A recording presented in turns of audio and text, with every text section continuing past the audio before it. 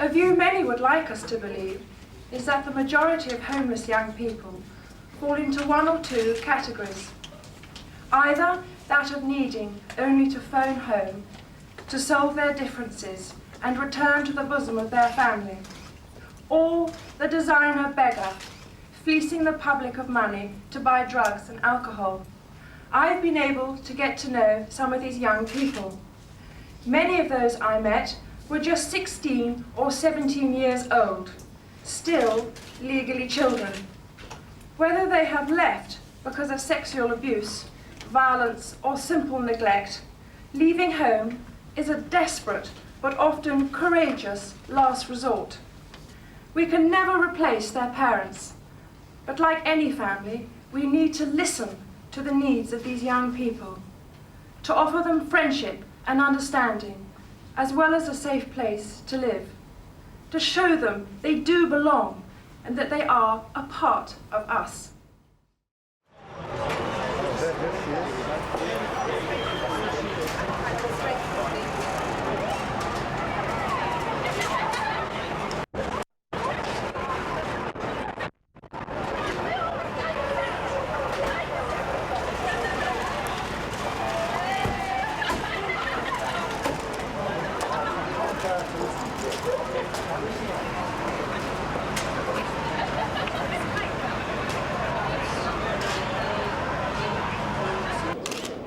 I'll drop it and then see what happens.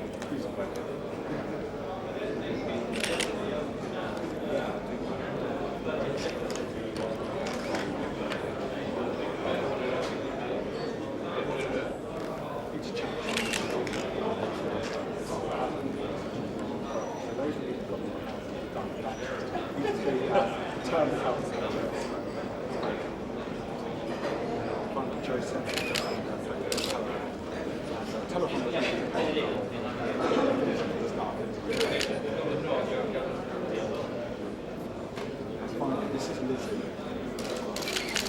and Natasha. They're both steady. Come just to make sure you know what the whole thing is about.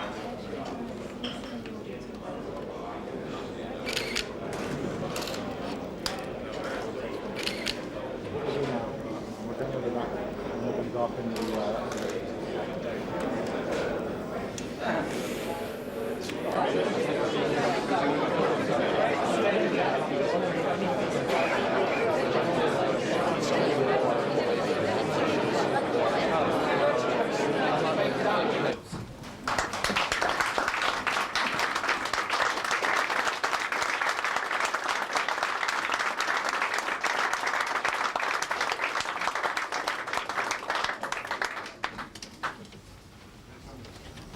Please.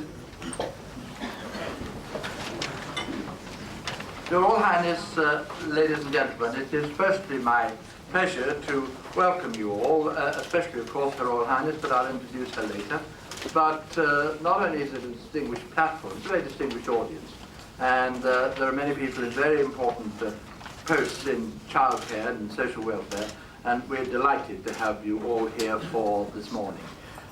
It was 2 years ago, after the second ITV telethon, that we launched a report on revolving doors, the problem of people with mental illness who are not properly cared for in the community and either find themselves living rough or going back into hospital or prison or whatever it may be.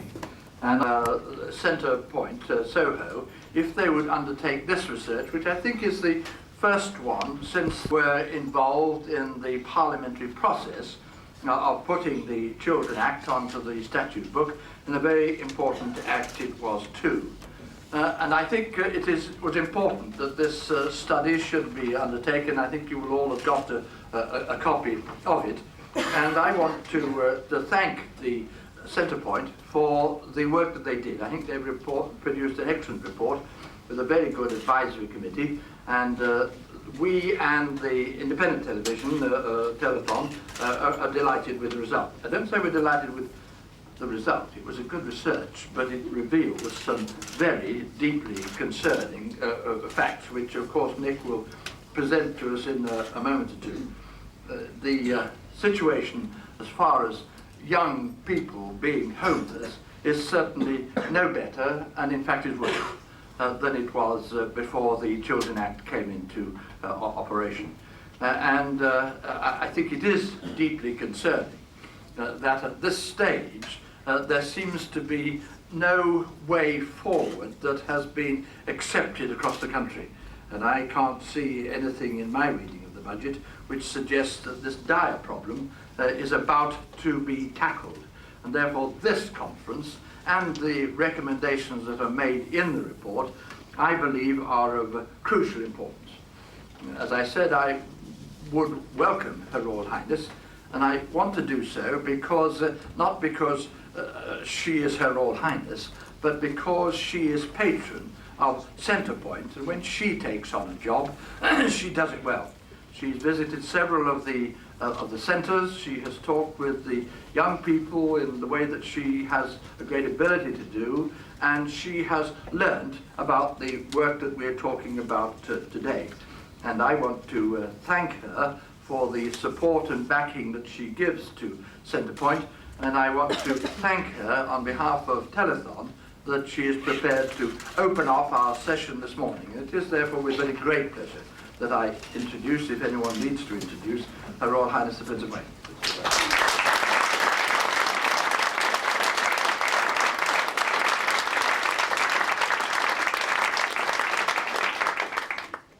Ladies and gentlemen, to most of us, home is a place of safety, where we feel sheltered and protected from the ravages of the world, and where also we feel the love and support we need to fulfill our potential. For most of the young people living on the streets of our cities, this sadly is not the case. A view many would like us to believe is that the majority of homeless young people fall into one or two categories.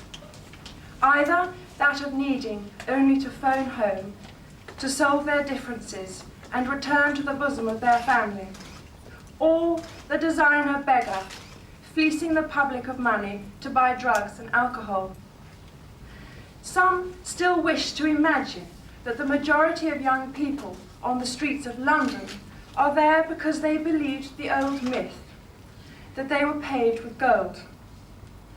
I think at last we are realizing this is no longer true. With the help of organisations such as Centrepoint, the DePaul Trust, London Connection and others, I've been able to get to know some of these young people.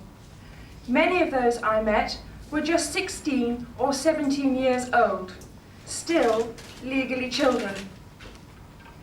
It has become clear to me the main reason they left home was to escape from the unhappiness of their previous lives, to find a safe space to go where they are not known. To them, the only way out is to disappear, to become invisible.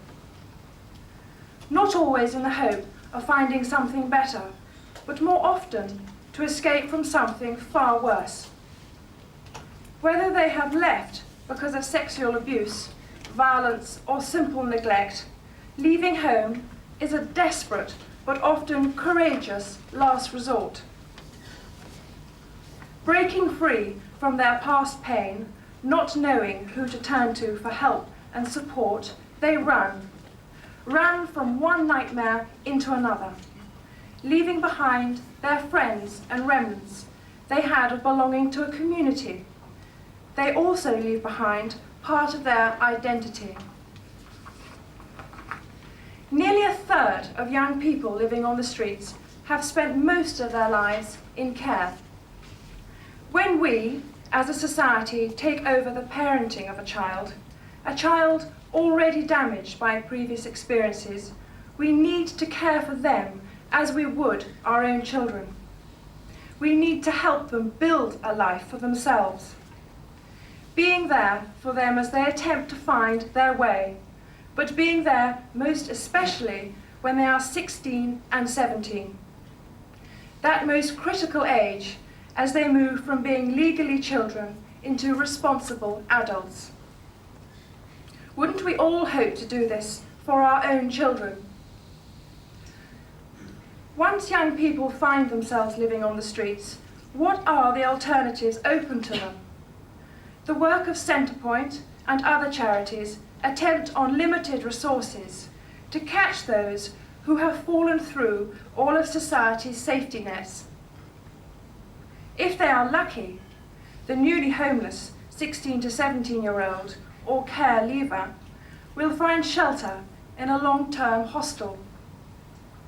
Here, they are given a safe place to live and helped to find the skills, confidence and experience they so desperately need in order to live independent lives. But most of all, they are offered friendship in its best sense, someone who will listen to them and support them emotionally and work alongside them to fulfill their dreams.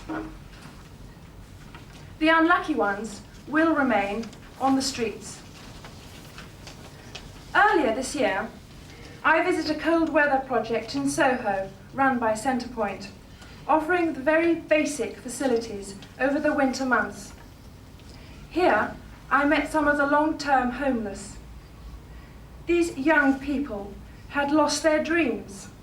The person they were had virtually disappeared.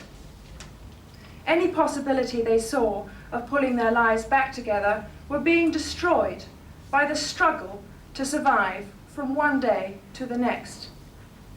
Many had fallen prey to prostitution, drugs, disease, and despair, disappearing day by day into yet another statistic.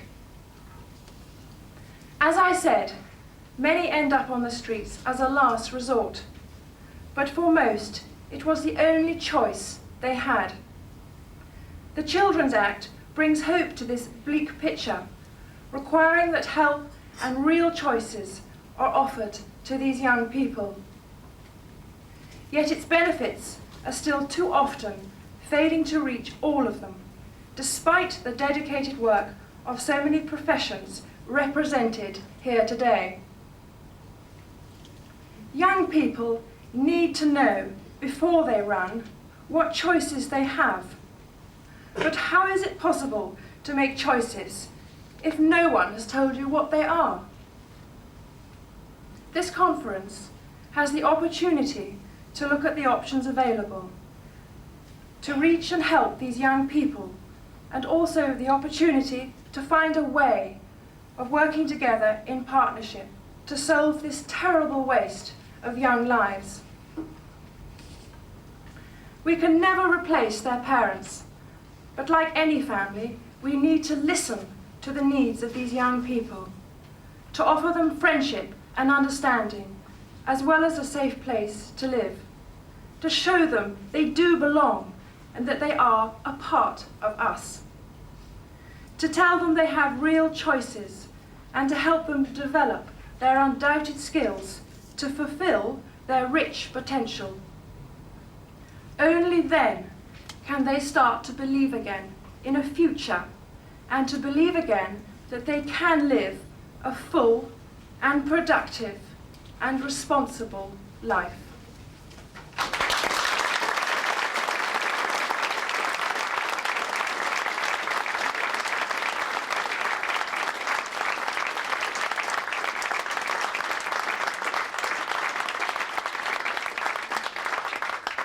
I don't think that there's anyone who could not have been deeply impressed by the sincerity and the grasp of the subject shown by Her Royal Highness, and we have all expressed our thanks to her by the applause we gave. We are most grateful, and she's staying with us for the first half of the morning.